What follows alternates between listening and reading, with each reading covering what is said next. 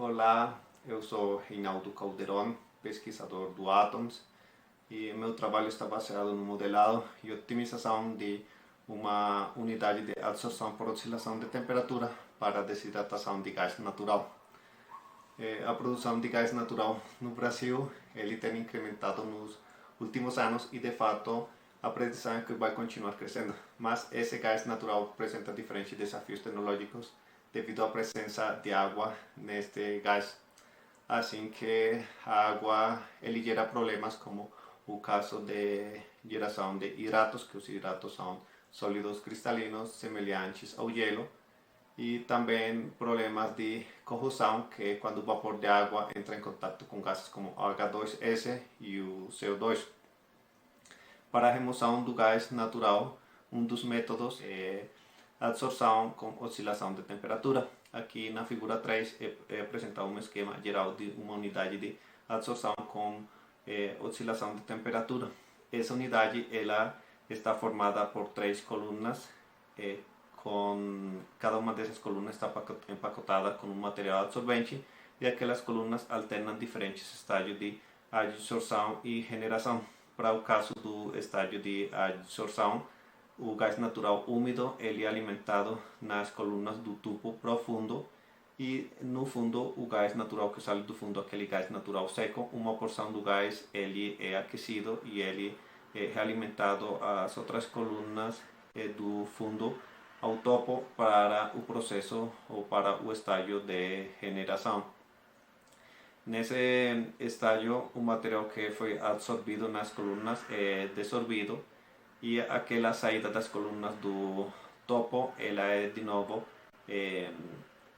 enfriada, e o água ele condensado, e a outra corrente é realimentada de novo a mistura inicial de gás natural. Além do processo de dissorção, no sistema é feito um enfriamento nas colunas para preparar a coluna para o posterior estágio de adsorção. Aqui na figura 4 é apresentado os diferentes estágios de cada uma das colunas. Assim que a coluna primeiro tem o estágio de adsorção, depois tem o estágio de generação, que para o caso de generação está formado por duas etapas, uma de dissorção e a outra do enfriamento. E assim para as outras colunas, sinal que elas estão alternando os diferentes estágios. Para o caso do projeto das unidades de absorção por oscilação de temperatura, normalmente são usadas regras heurísticas, devido a que o sistema é bem complexo. O sistema é um sistema periódico e, além disso, cíclico. Assim que o objetivo desse trabalho é tentar usar modelos mais fenomenológicos para descrever o sistema e otimizar o sistema.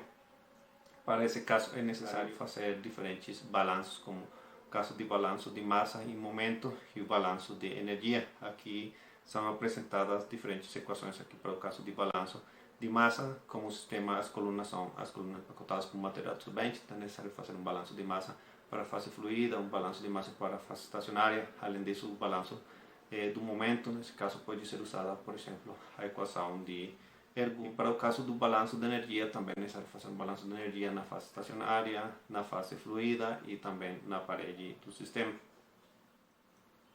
Para descrever aquele sistema de equações, é necessário definir umas condições iniciais e umas condições de contorno. Aquelas condições de contorno também dependem de cada uma dos estágios, assim que as condições de contorno mudam um pouco entre o estágio de adsorção e generação.